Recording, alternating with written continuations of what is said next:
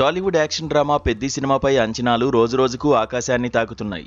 ఇప్పటికే Peddi shot, Pahilwan teaser, సాంగ్స్తో ప్రకంపనలు సృష్టించిన ఈ సినిమా ఇప్పుడు ఒక హాట్ అప్డేట్తో సోషల్ మీడియాను షేక్ చేస్తోంది.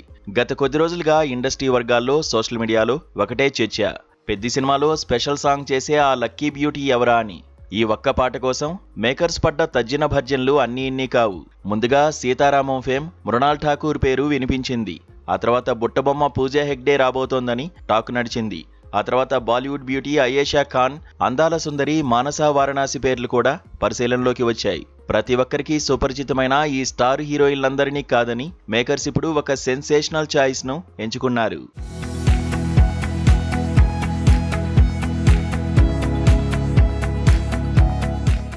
గోల్డెన్ లెగ్ గా పేరు తెచ్చుకున్న మలయాళ ముద్దుగుమ్మ సంయుక్త మీనన్ ఇప్పుడు పెద్ది స్పెషల్ సాంగ్ లో తన గ్లామర్ పవర్ చూపించడానికి సిద్ధమైపోయింది.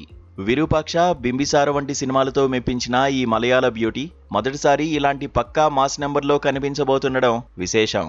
ఈ సినిమా రిలీజ్ డేట్ మార్చి నుంచి ఏప్రిల్ వరకు, అక్కడి నుంచి జూన్కు మారుతూ వస్తున్న అవుట్పుట్ విషయంలో దర్శకుడు ఎక్కడా కాంప్రమైజ్ కావడం లేదు. సినిమా షూటింగ్ దాదాపు పూర్తయిపోయింది. కేవలం ఈ స్పెషల్ సాంగ్ మాత్రమే మిగిలుంది.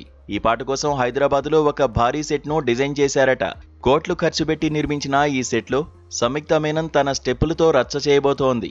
ఈ వారంలోనే ఈ పాట సెట్స్ పైకి వెళ్లనుందని సమాచారం. ఆ వెంటనే ప్రమోషన్ల మీద ఫోకస్ పెట్టాలని చిత్ర యూనిట్ భావిస్తోంది.